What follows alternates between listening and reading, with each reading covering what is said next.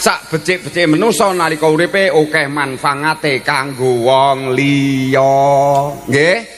Nah, dadi sampean lho mbok sugih pinter ora ning manfaate kanggo karo tangga teparo ora le paedahe leh urip tak omong paham? Paham to nggih? Nah, luwih becik awake dhewe bodoh ben, goblok ben, elek ora masalah, melarat bukan soal. Wong kabeh melarat juga besok ya bakal mengalami kehidupan setelah kematian. Nggih napa mboten? Ending hidup hanya begitu. Mulane kula jenengan merasa menangis karena miskin, menangis karena tidak mempunyai jabatan, semua sudah diatur oleh Allah bahwa yang diberikan kepada ini kita semua ini pasti yang terbaik untuk kita. Alhamdulillah. Niki mungkin ngaji kula nganggo cara seni napa pitutur terus tausiah terus apa karo nembang karo ura-ura sak puenake ngoten mawon nggih. Nah, wis penting wong tanah Indonesia sadurunge teko Islam kebake budaya. Dadi budaya niku rena-rena. Budaya niku mboten iso dipisani karo agama. Kula jenengan lahir ning alam donya karo buke wis didandani, diwedhaki, dicawiki, napa si wedok dikucir, si lanang wis kabeh niku budaya. Isone sah menjalankan syariat agama karena kita membawa budaya, termasuk nganggo klambi, ngagem songkok, ngagem baju koko, nganggo jaket, nganggo sorban, nganggo jas, nganggo cewek ibu-ibu nganggo jilbab niku kan budaya to nggih. Lah aja kabeh sithik saiki bocah saiki mu ngerti ngaji saiki rada paseh bismillah ngene kabeh disalahne. Selamatan jare bid'ah, diaroh kubur jare musyrik, hormat bendera kuwi lho jare ya bid'ah. Kuwi ke tatanane wong ndi kaya ngono. Simbah Sungkono selaku Kimbau Reksa Prabu Anom Desa Mbotok. Mbah Lurah rawuh mboten iki? Wonten pundi lenggahe? Masyaallah lho kuwi lek gandeng aku iso ora genah lha aku. Aku kepiye ya aku. Marahi ngene iku lho, Pak. Marahi napa niku? Ora patek kenal berarti tandane ora tau ngundang, rak ngoten to. Lah wong yang botoke putra waline Jamiah kondang sak kabupaten termahal. Lah yang botok lagi ping pindho. Nggih to nembe ngene Bu Gebrina Bugrune kali daleme Pak Surmadi niki. Iki mawon pomo ora pengendangku ki dur mintone dari mbuh nanggap burung. Iki minta melu ora iki? Kowe yo melu. Kowe engko yo bayar. Masalah kok ora mekakat mentoh dur. Wis apik. Soale niki mungkin nek ngampes mboten tumut Pak bahaya niki. Bahayane wong kendang liyane mboten mampu sak magetan niki. Luar biasa. Dulur monggo salajengipun pun kesupen shalawatullah wassalamuhu.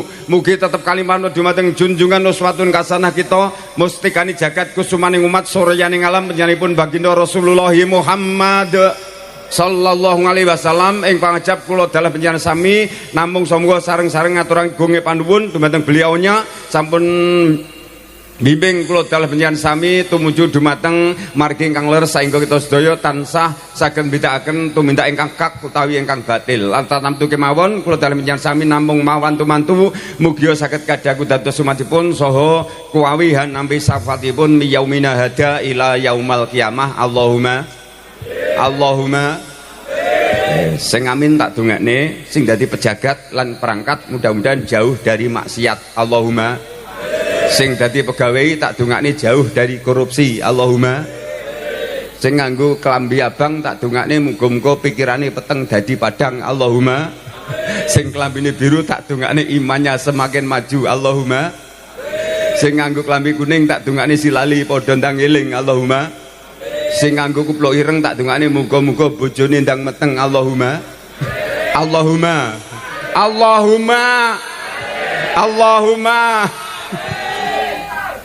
sing dadi YouTuber tak dongakne muga-muga rezekine santer. Allahumma amin. Nggur kono tok to wong tanah YouTuber iku. Lah iya ya lek kira ngawit ngaji wis dikek omben sak menembane. Rokoke enten apa mboten iki? Nah, rokok sak reke sak asbake wis lengkap sudah. Njur si goleki napa kula jenengan? Nggih, si goleki Bapak Ibu sekalian, saniki padha sampun sehat sedaya nggih. Nah, alhamdulillah sehat niku larang legane, Pak. Ketimbang sampean ki apa-apa duwe nanging stroke, luwih becik melarat sing penting sehat. Nggih napa mboten? Milih pundi melaras sehat karo sugih stroke? Sehat. Sugih sehat kuwi ora milih kuwi jenenge. Iki karepe dhewe. Luar biasa. Wong sehat niku Bapak-bapak sedaya, wong sehat niku turu yangler, mangan ya seger, nyawang apa wae mata ya cetha, rungokne ya genah, irung ngambu ya jelas, jak mlayu cek kuat, angkat junjung cek rasa. Nikmate pangeran sampe rasane kaya ngoten katahe saben detik saben wanci kurang apa to fasilitase urip. Nggih napa mboten? Sampai nek prei mensyukuri nikmate pangeran jenenge angin niki lho.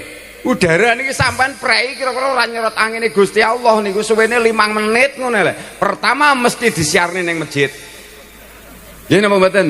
Keduanya sing sampean goleki jog cilik ngampe tekan tuwek iki, direwangi sikil digawe sirah digawe sikil bengi ngampe tekan bengi neh. Patuto tanpa prei leh nyambut gawe. Nek wis ora menghirup udarane Allah, maka semua hak milik penjenengan sampun menjadi pemilik orang lain. Betul?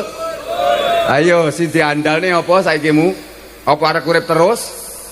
Bagusmu, jabatanmu, bayarmu, sugihmu ora ning ngajine sama sekali. Awake dhewe mung napa? Tunduk dawuh Kanjeng Nabi, adunya masraatul akhirah. Donya kuwi tanduran kanggo akhirat. Dadi sing paling besok selamat donya tekeng delahan khairunas angfa'uhum linas, sak becik-becik manusa nalika uripe akeh manfaate kanggo wong liya. Nggih. Nah, dadi sampean lho mbok sugih pinter ora ning manfaate kanggo karo tangga teparo, ora le paedahe leh urip tak omong paham? Paham to nggih? Nah, luwih becik awake dhewe bodoh ben, goblok ben, elek ora masalah, melarat bukan soal. Wong kabeh melarat juga besok ya bakal mengalami kehidupan setelah kematian. Nggih napa mboten? Ending hidup hanya begitu. Mulane kula jenengan merasa menangis karena miskin, menangis karena tidak mempunyai jabatan, semua sudah diatur oleh Allah bahwa yang diberikan kepada ini kita semua ini pasti yang terbaik untuk kita. Alhamdulillah. Niki mungkin ngaji kula nganggo cara seni napa pitutur terus tausiah terus apa karo nembang karo ura-ura sak puenake ngoten mawon nggih. Nah, wis penting wong tanah Indonesia sadurunge teko Islam, kebake budaya. Dadi budaya niku rena-rena. Budaya niku mboten iso dipisani karo agama. Kula jenengan lahir ning alam donya karo buke wis didandani, diwedaki, dicawiki, napa si wedok dikucir, si lanang wis kabeh niku budaya. Isone sah menjalankan syariat agama karena kita membawa budaya, termasuk nganggo klambi, ngagem songkok, ngagem baju koko, nganggo jaket, nganggo sorban, nganggo jas, nganggo cewek ibu-ibu nganggo jilbab niku kan budaya to nggih. Dah aja kabeh sithik saiki bocah saikimu ngerti ngaji saiki rada paseh bismillah ngene kabeh disalahne. Selamatan jare bid'ah, diaroh kubur jare musyrik. Hormat bendera kuwi lho jare ya bid'ah. Kuwi ke tatanane wong ndi kaya ngono. Kula niku ya nggumun. Enter iki nggih enten ngoten iki. Kathah. Oh, alah sumbere ning botok ini wae. Tuku kathok menyang Medion tumpakane montor Suzuki. Selamat kowe to, minta kowe kok melu. Dititeni, iki minta iki nang gone Mase, engko aja dilebokne agenda. Omong bandahara. Pun kula njaluk. Wis njaluk. Ora mekakat kowe tanan. Tuku kathok nyang Medion tumpakane motor Suzuki. Wong botok do guyub rukun tak dongakne murah rejeki. Allahumma donga apik napa elek niku? Aja kulino ndonga rena-rena ora ngerti maknane. Donga kuwi sing penting ngerti maknane. Awake dhewe wong Jawa rasa semeke ndonga arep rena-rena dijaluk. Nggih to? Ndongake irih umis-umis penting mandi ngono lho. Mulai dadi syukuri.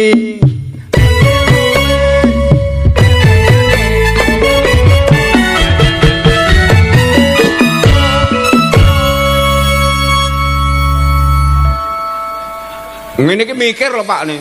Rusak-rusak neng damenan timbang kemresek ayo pengajian. Murah sandang pangan seger kuwarasan. Tunggu apik napa elek niku? Murah sandang pangan seger kuwarasan. Hae. Urung wayahe Pak Eko. Menyang kali rawon watune umbah-umbah lali sabune. Aja nganti ilang wektune ngalah barokah men tambang ilmune. Lolole lelu. Menak ngono kuwi, Mbah. Menak ngono kuwi mbahmu wis ditangkape kowe yo. Aku iki kan imbuh. Soalnya aku mau dibayari karo Pak Surmadi. Lah iki wau sonten kula niku mikir, Pak. Pak Surmadi kagungan putrane namung setunggal untang-anting. Lah niku sakjane kan ngruwat kula, nggih kula ruwat menit tak ruwat bar magrib anggo kesompoken mongko 6:30 wis sadan aku selak ketungko wong slametan. Kula gawe cara bar ngasar tak ruwat rampung, Pak. Mulih bayari. Lah nggih kurang menak be, aku ndonga ning mboten niat kula, Pak. Aku ki ora pikir niat aku ngaji nang kene dibayar apa ora, disangoni ora mboten nate mikir, Pak. Wong urip niku nek ukurane mung upah, bayar, duit karo duit mesti akan kecewa. Si penting urip ki yo piye carane ambekane awake dhewe, napas kita, tingkah laku kita, ucapan kita ben manfaat kanggo wong liya. Kuwi wong urip tenan ora mung urip. Nah, gitu loh maksudku. Dadi niki awake dhewe apa besok nek wong melarat terus ranyang swarga. Halah, dijamin, Pak. Kula jenengan iki berhak mendapatkan Janatun Naim swargane Allah kabeh. Dadi besok nyang swarga ora tukang ceramah tok, ora Mbah Yai tok, ora Pak Lurah tok mboten, Pak. Sampai dadi wong tani besok jamin swarga nek niat leh mutani bener. Niate bener jos pundi wong tani ini setiap nandur sak wit iso tumbuh satu helai daun. Dia ikut berdoa, berpikir, mendoakan kita. Mulane wong tani niku kapan bernandur kok let ngampe seminggu ra ndelok tandurane kangen apa mboten? Nek kangen berarti leh tani bener tenan. Nek ora kangen kuwi lah. Lah niku dheweke mendoakan sehingga ada basirah yang positif, sinyal positif antarane si ditandur karo sing nandur saling mendoakan. Nggih napa mboten? Lah, jalanan termasuk daun-daunan, isi bumi ini termasuk gunung, lautan, laut dan sebagainya itu ikut berdiir mendukakan kita.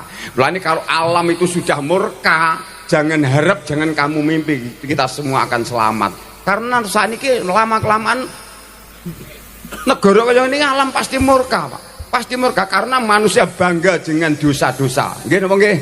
Nah, bola balik kari niate gedang kluthuk mateng sak cengkeh penyanyiku ngantuk lambene disenggai ora usah nganggo gamelan ya, gamelan elek wis ora usah nganggo kowe disangge. Monggo murah sandang pangan seger kewarasan nggih. Murah sandang pangan seger kuwarasan.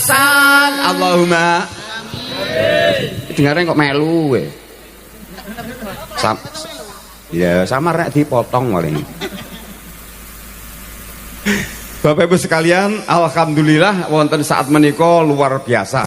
Menak dadi wong melarat, Pak. Ora usah cilik ati wong melarat iki ladang amal semakin luas. Pangeran menjanjikan wong si melarat nalika urip ning donya kon mlebu lawange swarga karo pangeran kon lewat lawang ndi wae bahkan tanpa hisab. Alhamdulillah.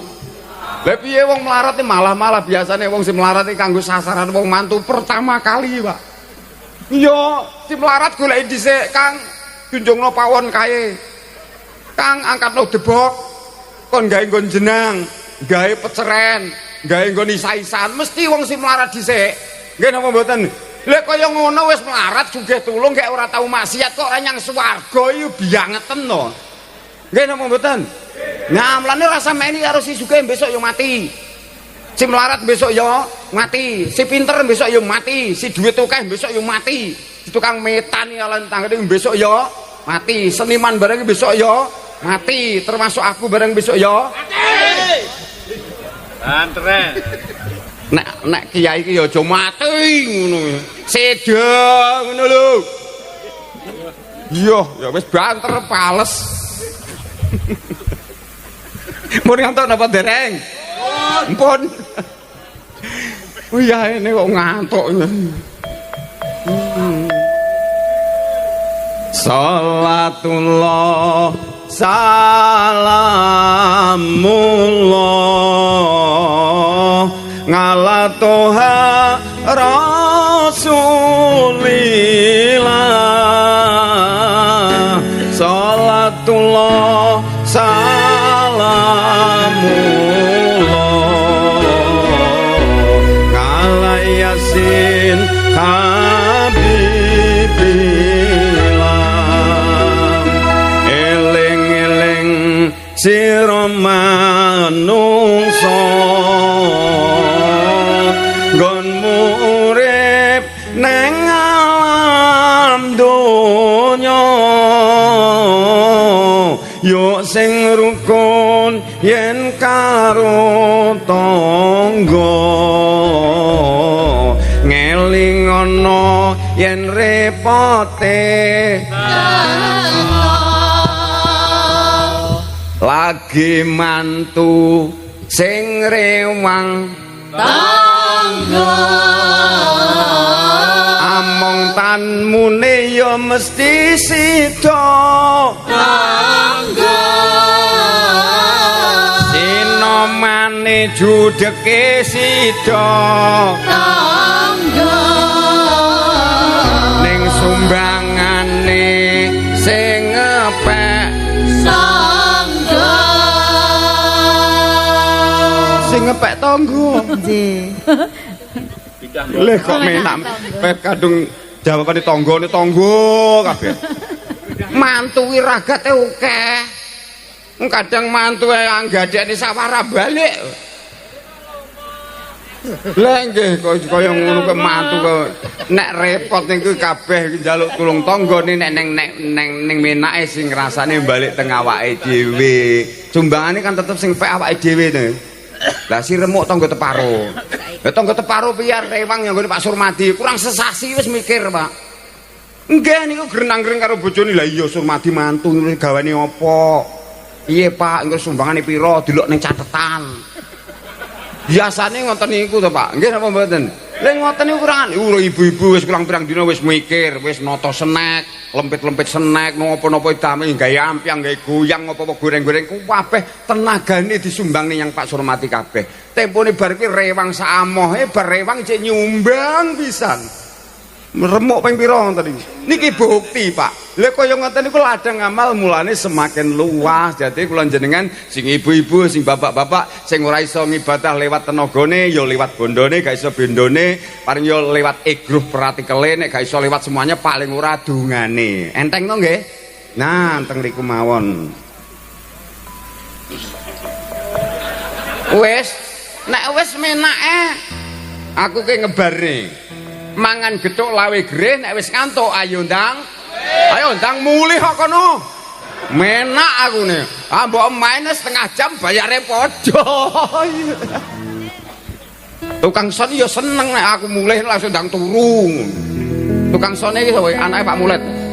Sapa jenenge? Febri. Eling-eling Mas Feb ya. Tukang son iku kudu diadab sing apik. Ngerti aja kaya pejabat awake dhewe karena tidak tahu bahwa adab itu lebih tinggi daripada ilmu. Duwe daya ndek jabatan dhuwur nek ora ndek adab, ora ndek sopan santun, sekali ngucapne lambene kleru leh ngomong, nyakiti nglarakne atine wong sak negara. Nggih napa mboten? Nah, carane ben adabe tukang son misale wayang isak apa magrib aja ngak-ngak gedang-deng ganggu sing dikir. Bar kuwi lagi awit neh. Ngono ya Mas. Ya acarane arep pengajian iki disewetel ya sing religi ngono.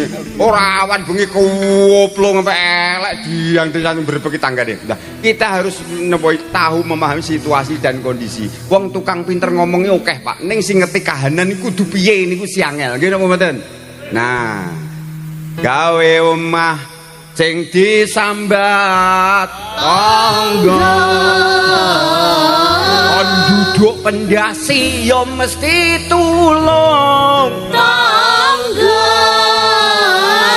munggahne gendeng judeke sida tangga bareng wis dadi sing ngenggoni sapa ya ngono sapa ne wong gothok mikir dadi nek nang repote ya gelem ra gelem piye mung tanggane gawe omah nek ora rewang sedina porong dina kaya ya ora penak to Pak nggih wong Jawa iki ngoten niku soalnya ngelingi awake dhewe si penting tak bendina gak numpuk bondo ning numpuke ganjaran dan ganjaran selamatan ganjaran rewang tanggane ganjaran rewang memantu ganjaran tak jiah ganjaran bondo nomor loro menak ta dadi urip iki lha mbok melarate malah pede Pak aku iki kiai melarate pede ku setengah mati kok wis orane wis tak deni wae lah mbok omong karo Mbah Bupati karo Pak No wis Forkopimda Forkopimda aku ora nate wedi Pak soalnya ya kuwi aku sugih rong tau melarat apalan jadi mau segoni sak menimbane urung mbok dahar to nggih wis mbuh pindho kabeh oh iya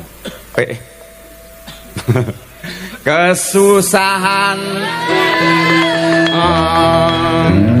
ngono ki si anu ke aja turu sing gong aku tinting ngono biasane larase beda soalnya lambe kuwi urung tak larasne ya kesusahan sing layat tangga sing gawe kuburan yo mesti tulung tangga mikul ayone judeke sida tangga ning layatane sing ngepek sapa selawat salatullah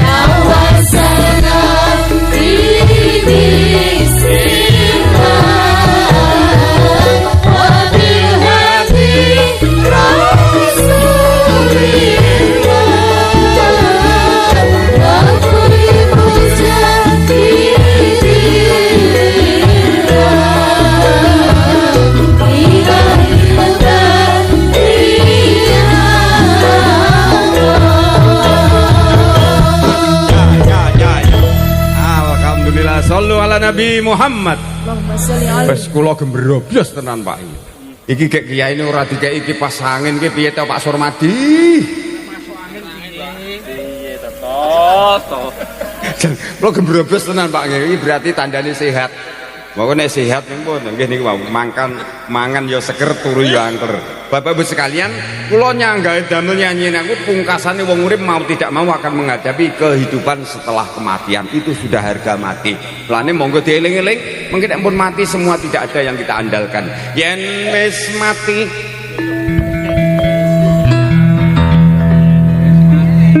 Oga, aku arep ganti nada ya. Ganti nada.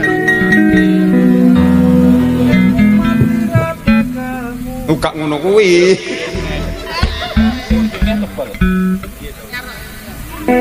Yen wis mati bondo ramelu bojo ayu wis ana sing nemu wis ana sing nemu ana kubur keloro-loro anak putu ra gelem donga ana kubur padha tangisan anak putu rebutan warisan salatullah ala rasulillah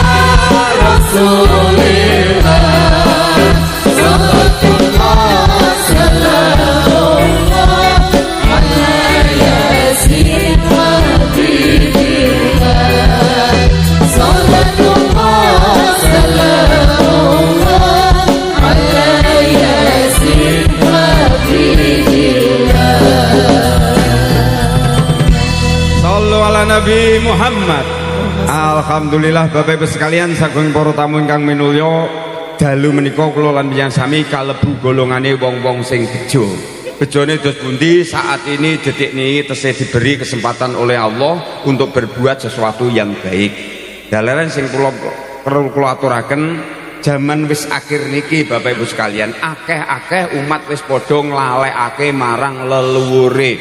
Mulane leluhure awake dhewe nek pun murka, wong urip niku tanpa dijangkung kalih roh-roh suci mboten saged menjadi orang-orang yang hebat.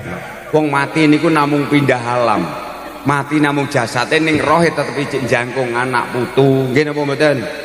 Dadi wong bothok ijik cara nyekar nyang kuburan ndongane wong tuane sisih do ngoten sik cara napa mboten?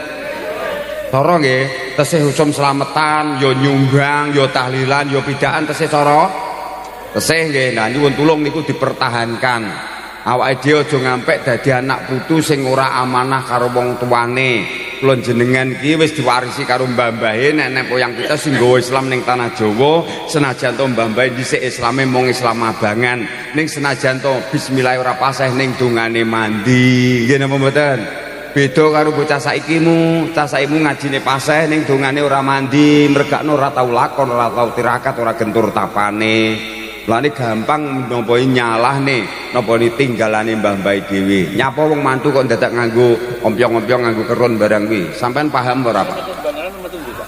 Paham? Nah, nek niku nek mboten paham kula jelasne. Keron niku saka tembung khairun, maknane kebecikan. Dadi wong-wong dhisik wong kuno niku nek arep mantu netepi darmane wong tua kon pasang khairun, kon pasang kerung ning ngarepan. Tujuane calon nganteni karo wong tuane ben nampa kebecikan. Mudeng to nggih. Nah, niku ra neng wong arep mantu pasang kerun kok kae mburi omah, niku ra neng, mesti ning ngarepan. Bar kuwi kurang 8 dina kon gawe tata krambat saking tembung taqarrubanillallah, kon takarub nang ngersani Gusti Allah sadurunge arep netepi darmane wong sepuh leh arep mbayang kari putrane krana kuwi nampa wakyune judu. Nek wis ngono disunahake calon ngantene nek metu ado-ado ya kudu mulih ora kena nginep nek sapa.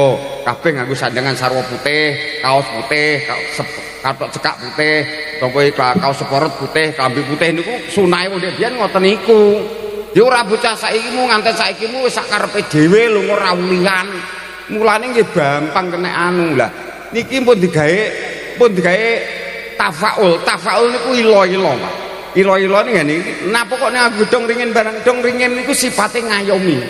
Ben oleh pengayoman yang ngersani Gusti Allah. Lah terus dianekne do ngandong bareng andong kon ade donga saben wayah, saben rina, saben wengi godhong tebu dadi antepe kalbu kon gawe cok bakal mbacok lahar bakal. Gawe takir supaya dadi tatake pikir terus kenekake umbeng sampurna niku won slametan iki kebake pralampita Pak niku sasmitane wonten filosofinya ada. Slametan iki tumpeng niku digawe isor jebor dicithak kukusan dhuwure kan lincip ngoten to nggih. Lah niku tujuane dijenenge buceng nyebut to kang kenceng. Dadi isor nempuk kupeng wong sak jagat to. Tetep tujuane nyang siji nyang langit nyang ngares niku ning ngersani Gusti Allah. Mulane diarani tumpeng ditunggu kupeng terus golong ben nyawi digolong jroning urip rinangkulan sak rina sakalawan sak wengine. Apem kuwi amale aja padha nganti mlempem. Kabeh niku maknane ning mbah-mbah dhisik mboten ngarang mboten ngawur. Tunduk karo dawuh Kanjeng Nabi asline ngoten. Lha bocah saiki ora gelem nyinau kuwi mulane titik-titik apa-apa musyrik, apa-apa bid'ah. Kan ngoten to Pak nggih. Nah niki dieling-eling awake dhewe sekarang nerusake budaya wis luar biasa niku. Pun lagune napa niki? Sampeyan nek pengen ngajak seneng, Pak. Jaluk lagu napa mawon insyaallah saya siapkan. Sing penting pokoke minta ora medun. Lagune napa? Sing selawatan napa sing napa iki? Napa campur sari, napa giambyongan, napa sinom, napa lengkap sudah. Lah inilah ciri khas Putra Wali ini.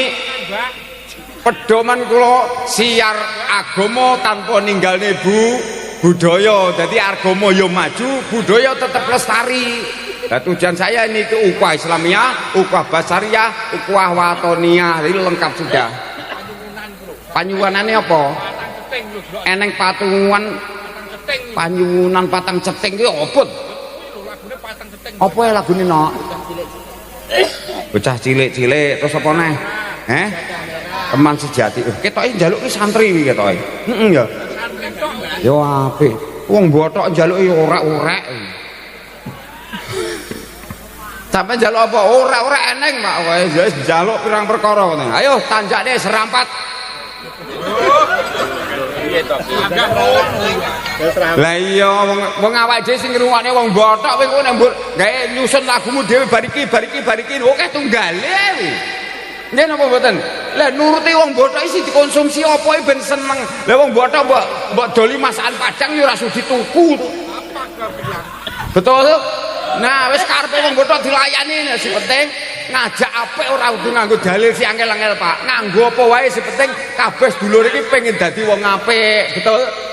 Nah ngono kok wangel-angel mikir nang omahe mikir butuhe wis angel teko ngaji malah diangel-angel pindho. Ayo serampat tanjakne a ye.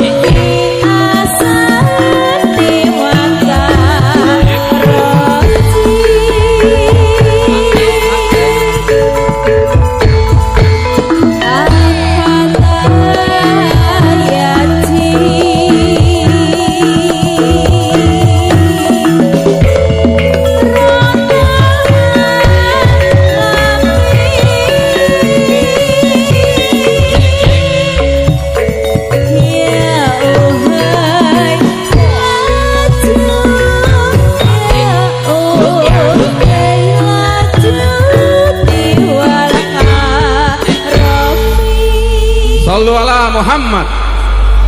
Wes sing ngrungokne mumet ya wis ben kae hadroh apa-apa. Hadroh kok serampat barang, tapi isine kan selawat to nggih. Selawat diiringi karo gamelan karo gong menak napa mboten? Lah iki ketoke wis padha arek mulih kae, muga-muga ndang tek wong aman. Pripun bagaimana masih semangat? Semangat ya. Mohon dieling-eling Bapak Ibu sekalian, al waktu kasaifi, waktu adalah pedang. Jadi waktu adalah pedang, nek ora ngati-ngati akan tersembelih oleh itu pedang. Jadi wong urip iku kudu paham dengan menggunakan waktu yang hati-hati.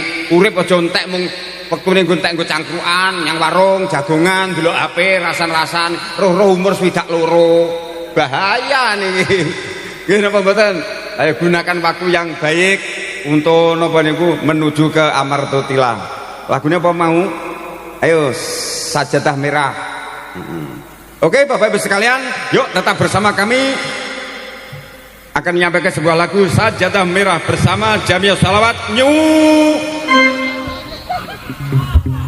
nyusahne wong ora kok nyupah apa Nyu Putra Wali, monggo.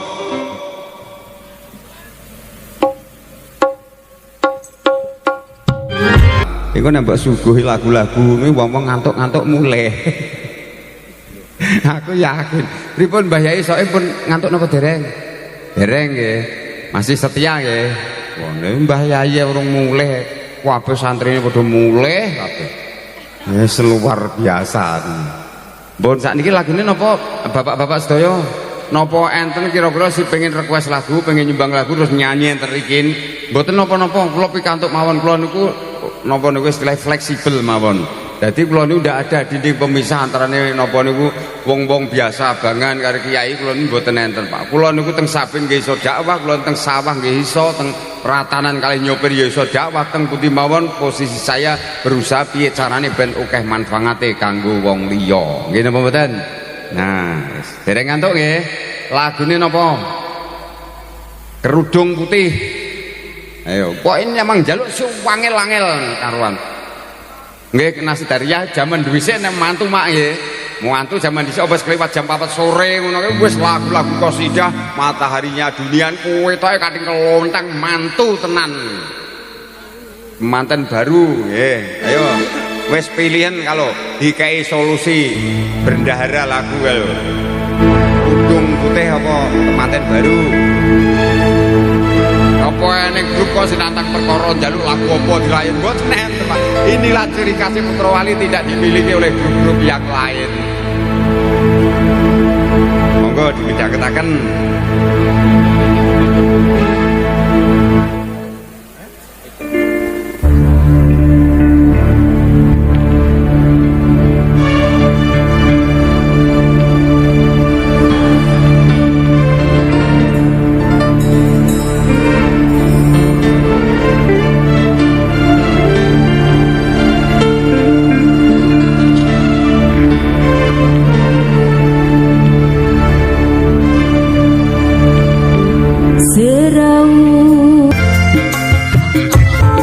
Lagu selanjutnya ngeten niku kula menaken lagu selanjutnya ngoten Pak.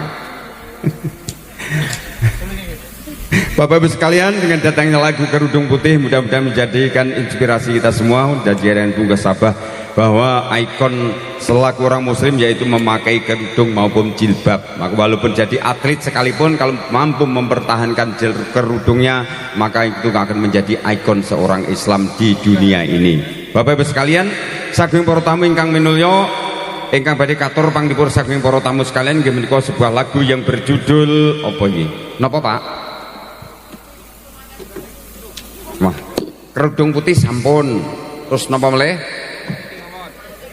Kerudung putih mawon. Kerudung putih mawon. Oke, temanten baru. Bapak Ibu sekalian, kita sampaikan lagu temanten baru. Nganteni niki anter iki napa mboten? Film. Napa pun sare? Pun. Waduh, iku lha iki terus piye ning kene iki wali matul ngurus ora iso nuturi nganteni sing dituturi sapa iki? Nuturi minta iki ya, ta wis nganten-nganten kawak. Bapak-bapak sir mosok orang nganten anyar nganten kawak dituturi mboten napa-napa nggih. Nah, sing penting kuncine bapak-bapak sedaya nek pengen uripmu tentrem, lehmu bebrayan, aja kulino ngundhamana barang elek sing kepungkur. Pokoke wong bebrayan iki apan kulino ngungkit-ngungkit barang elek sing kepungkur mesti ora tentrem nggih napa nggih? Nah, karena sebaiknya seperti yang lalu biarlah lalu, karena semua manusia mempunyai keburukan yang lalu, maka yang lalu biarlah lalu, kita bersama-sama menyongsong masa depan yang lebih suci. Alhamdulillah, urip malih rileks, tentrem, tidak saling menyalahkan. Lagu selanjutnya yaitu lagu Temanten Baru. Temanten baru iki pemenganten nenen tak tuturi ngampe tandes tenan.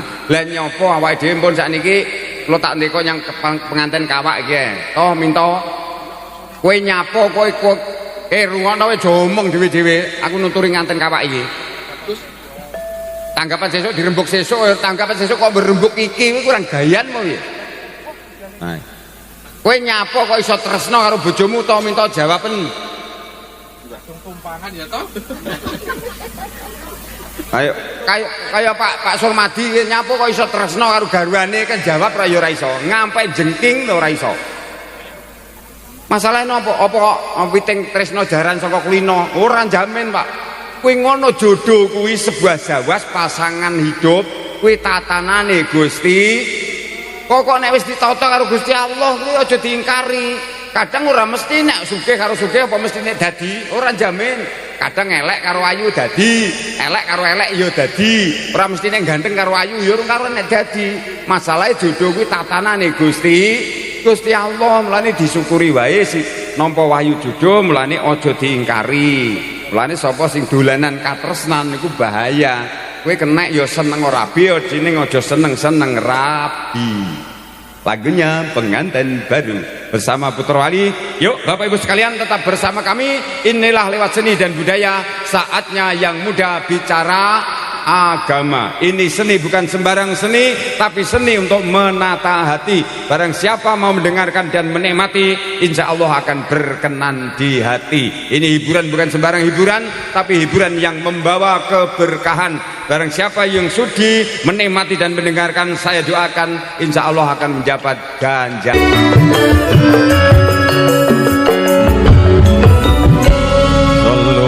Nabi Muhammad. Alhamdulillah pengantin baru sampun pareng paripurna Bapak. Kasbunallah. Iki santri tenan. Ora tanggapan ya dro njaluk orek-orek iki sapa iki? Orek-orek nggih, nggih. Wes. Gawe senenge dulur niku wis ganjaran nek pikir kula wonten mawon penak to Pak nggih. Pokoke gawe seneng. Lah mbok sampean joget ning kene joget iki sawang wong senyamang kuwi seneng ganjaran, Pak. Dengan catatan ya iki sing marai dosa ini joget karo mendem kuwi lho. Niku jelas karom, nggih napa mboten? Nah wong joget karo selawatan diiringi musik kan yo betapa indahnya iso gawe senenge wong akeh wong tanah dulure niku rena-rena karaktere tabiatnya. Tapi al muslimu akul muslim, wong Islam sedulure wong Islam. Dadi yo karaktere tabiate dhewe-dhewe, tapi biar bagaimanapun itu adalah saudara kita, nggih. Nah, lagune Hasbunallah ngono kae lah. Wes, niki nganggo ura-ura barang napa mboten? Ana telu ciri-cirine wong munafik kang sepisan gedhe gorohe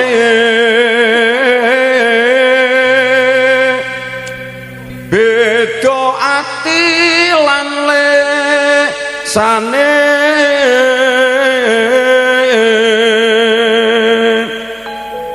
kaping pindho puniku dipercaya tansah nyanati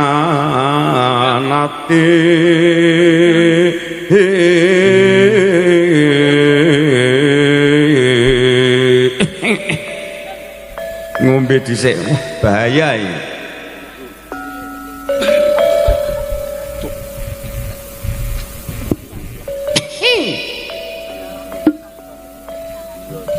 Tan kena diugemi tansah jani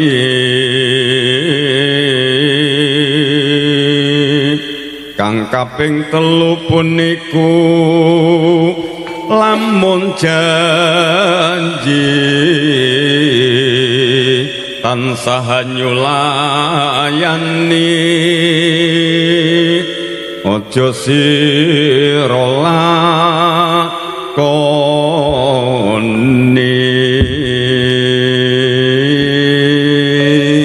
Terus lagune Kasbunallah ya kena apik. Monggo sinarengan kalian kadang-kadang santriwan santriwati Jamiah Sholawat New Putra Wali.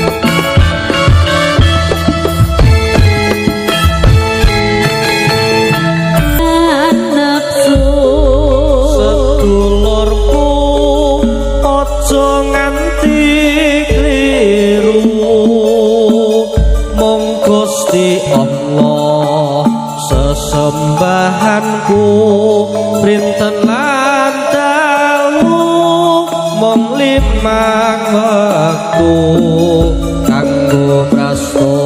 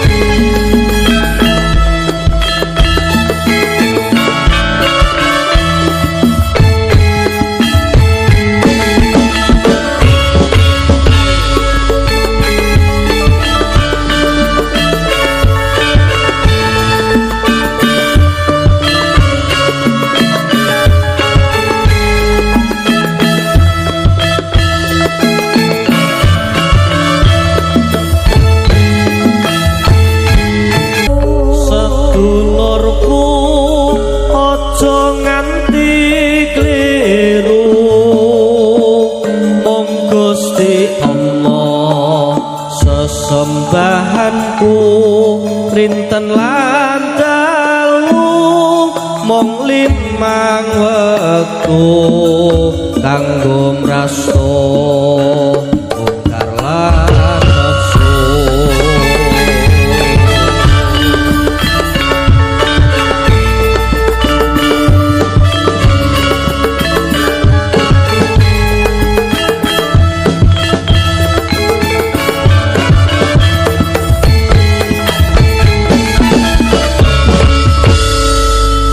Sallu ala Nabi Muhammad. Sempurna sudah. Garap lagu gamelan ya menak Pak Puter Wali ngoten niku soalnya gelem belajar. Karena belajar itu suatu bentuk doa. Grup iki ra nate belajar mesti ora payu. Nggih napa mboten? Nah, pertama kita harus belajar dan belajar karena belajar ini hukumnya dari timangan ibu kita sampai ke liang lahat. Wajib kita adalah thalabul ilmi, mencari ilmu. Pun lagune sakniki versine napa malih bar gedangdutan terus gending Jawa terus napa tambal ban kuwi lagune Pak Slamet viral niku. Aku iki tukang tambal ban iso Pak Puterwali. Jajal nek ngampe salah tidak ono. Ayo garap lagu anyar kowe kupingmu kan rungue urung wis pokoke dinyangi nek. Ya anggepe nyang tanggepan gone masih mintoi latihan. Latihan iki diingoni iki bayari ora pe. Yo kalau tambal. Aku iki bane pecah nek.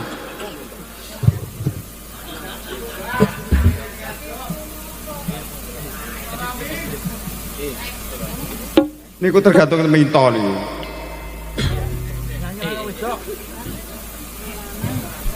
Vokale lanang.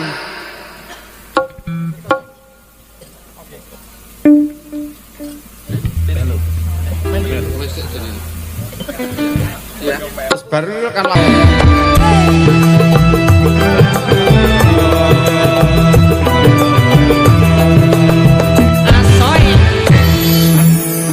Sallu ala Nabi Muhammad. Alhamdulillah. Tos. Kok bathuk wis. Aku ora ngira ini iso lagu tambal ban. Iki jek neh si lagu viral umpama. Tambal panci pirang iso? Ning ngomong ngene ora ning panci bolong ora usah ditambal bane. Lagune terus niku lagu umpama niku. Isa ora kowe? Umpama nah, lho nyanyi dhewe-dhewe pales kabeh.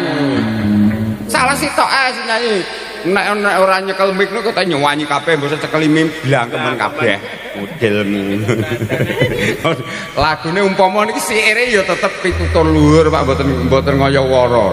Lagune masih albumnya dari Pak Slamet pengamen viral. Lagune umpama lara mbok males lara. Iso ra nyanyi kuwi?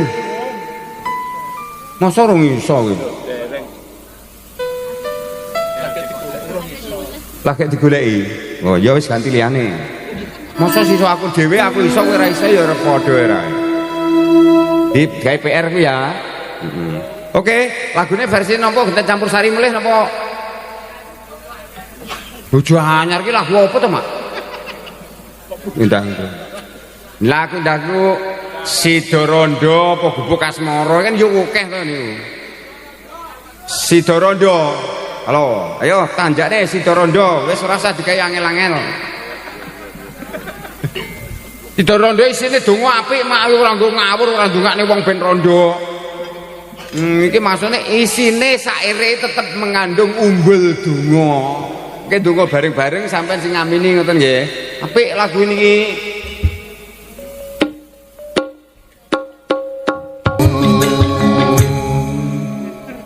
Matur nuwun, dengaran kowe low moment kowe to.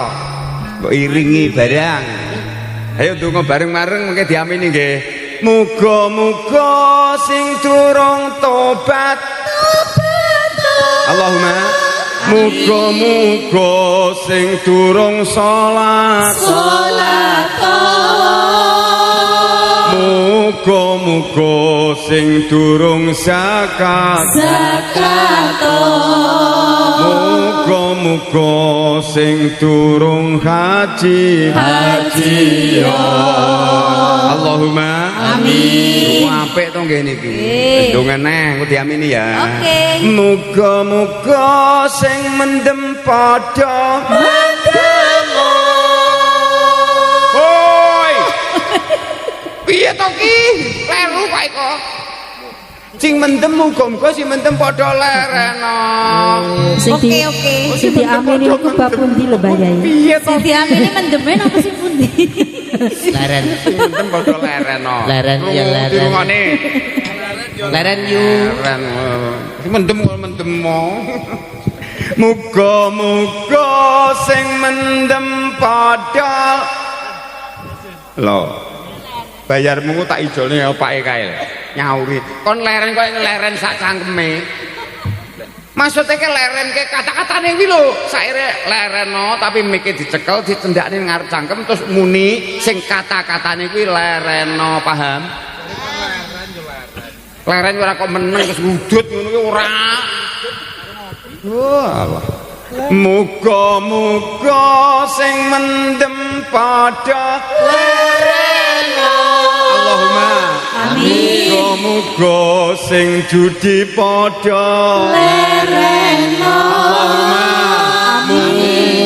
muga sing selingkuh padha Lereno. Allahumma muga sing rumpi padha Lereno. Allahumma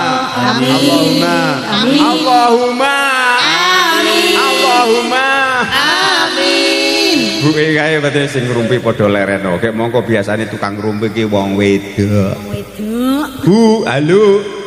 Ibu, mpun ngantuk, Bu? Ampun. Lek ngrumpi dilereni nggih.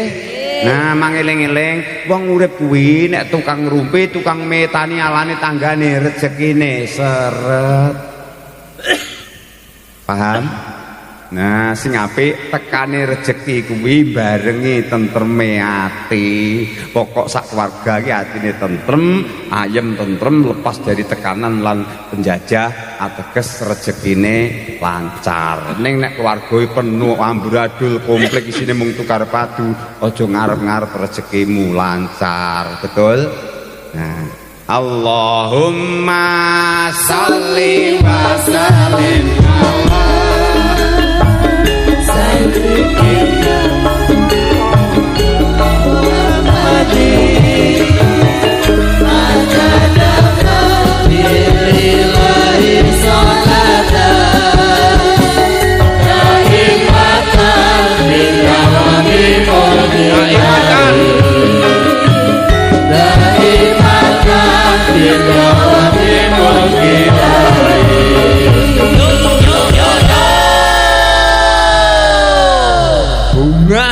hidup iki biasanya apa wis semangat iki wis mesti arep bar.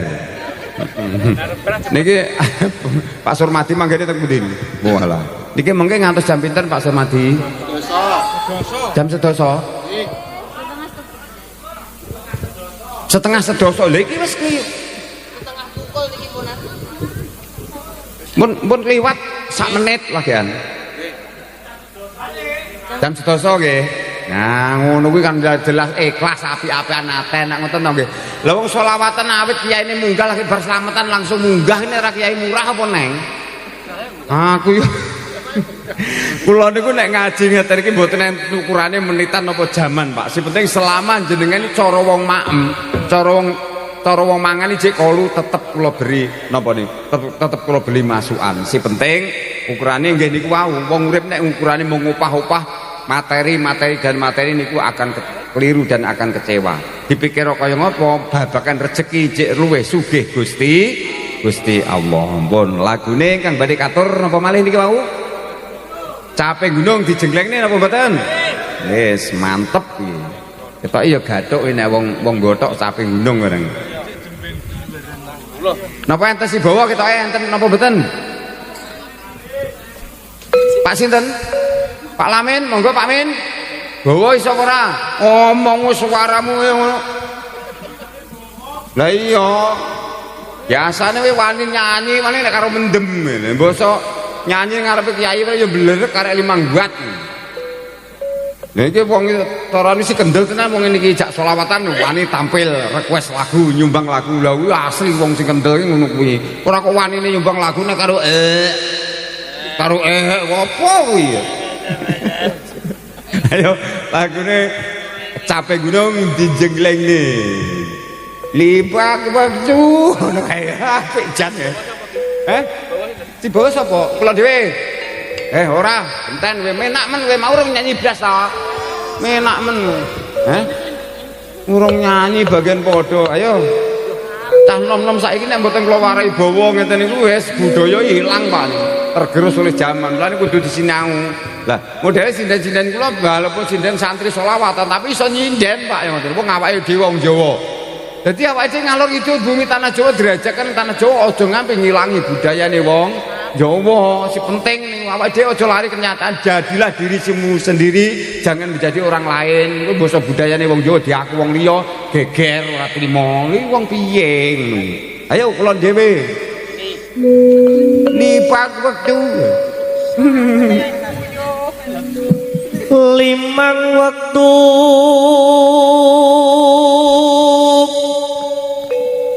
sholat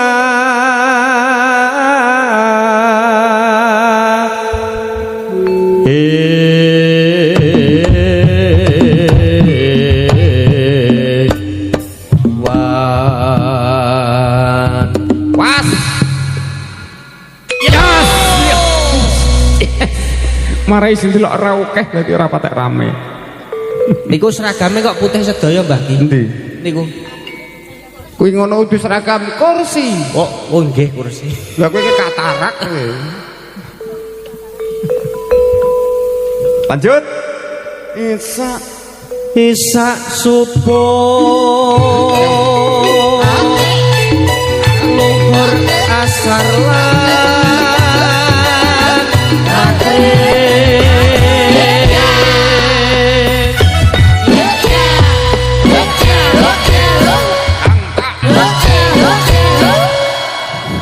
Luar biasa. Ya terus iso kompak kaya ngene aku yo gumun aku. Lanjut. Aja nganti kongsi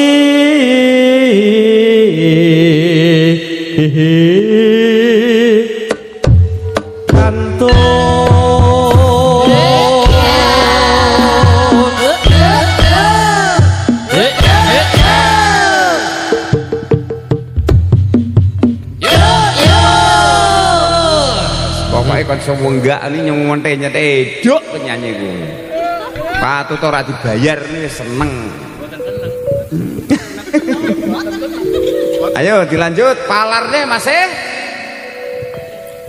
awet bakal den preksa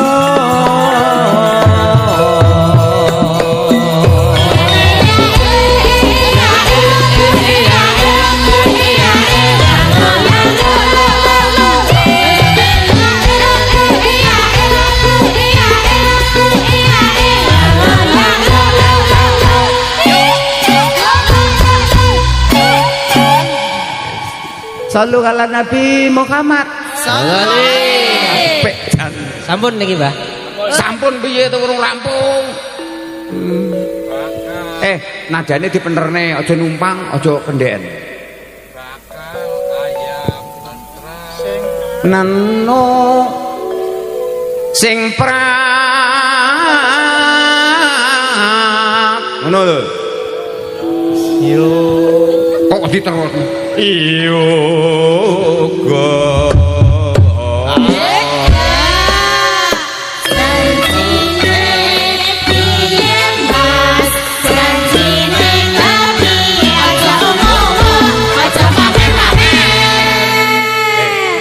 pamer aja nyawang wedok. Pamer biasa tersinggung. Ora bener cek ngomong. Kowe iki juk awet ora bener terus e. Ning ya tak maklumi lah, apa salah pisan kan cek le 9, salah pindho cek le 8. Nek salah kabeh. Yo padha dilakeni. Ayo padha dilakoni kanthi kusuk. Ayo reokan Mas Minto. Oh.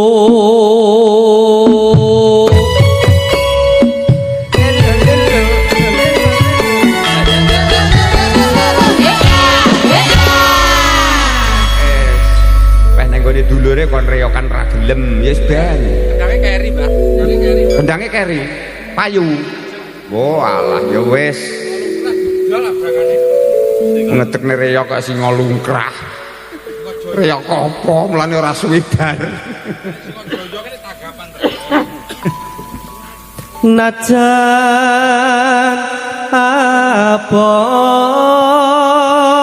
sabar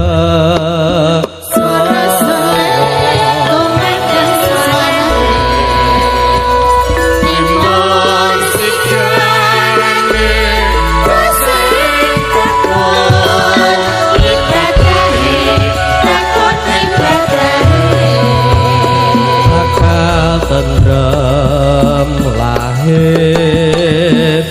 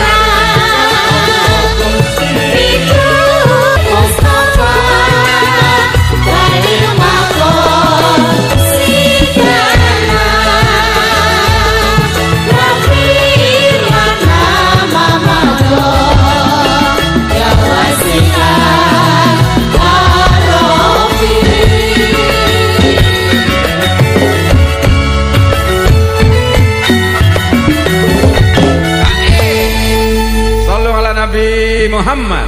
Alhamdulillah caping gunung versine lagune ayo salat dijengglenge.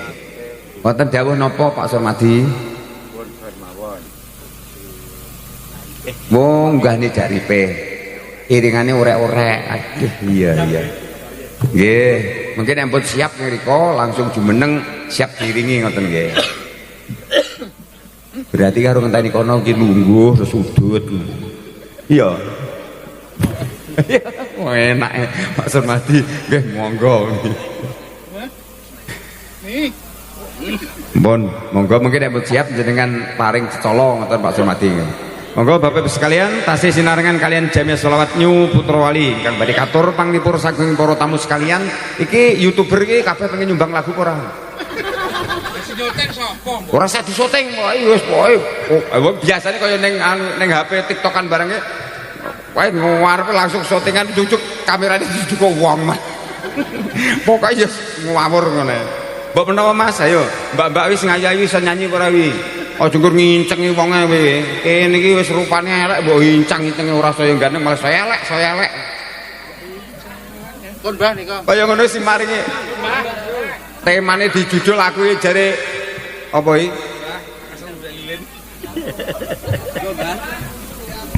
Aku gawe tema aku ning YouTube tak delokke Kyai Guang sedang viral ngono bareng. Iya piye jane iki? Kyai Guang. Pun monggo. Lagune orek-orek nduk dinyanyeni.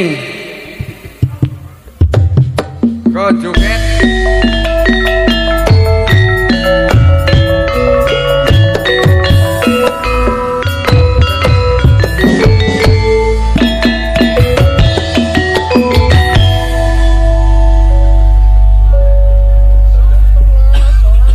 panganan damen entek rong bongkok sing gaene omben marai teko.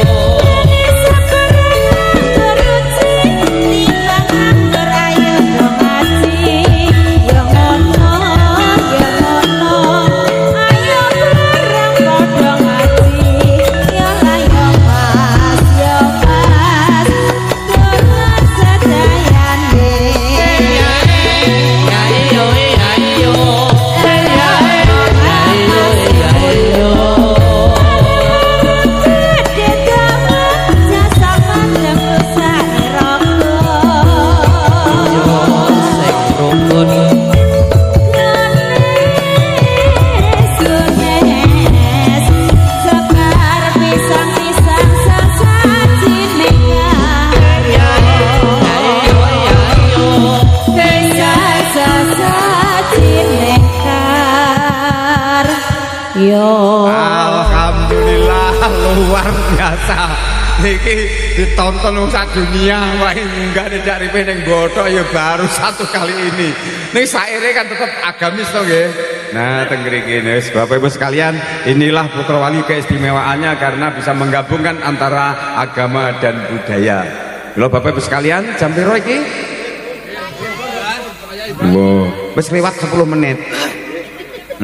Pun Bapak Ibu sekalian, ngeten awrat kawula mana saya pun hamba gugati Bapak Surmati sakeluarga awit menapa sejatosipun kawula pengin dangu pepanggihan kaliyan jenengan jagongan kaliyan panjenengan gojekan sesarengan anengan kerangtan aman ingkang kula tampi kados mengaten jalan kula kemutan dawuh Kanjeng Nabi salamatul insan min kidilisan. Maknane niku selamete menusa sepisan ana lisan.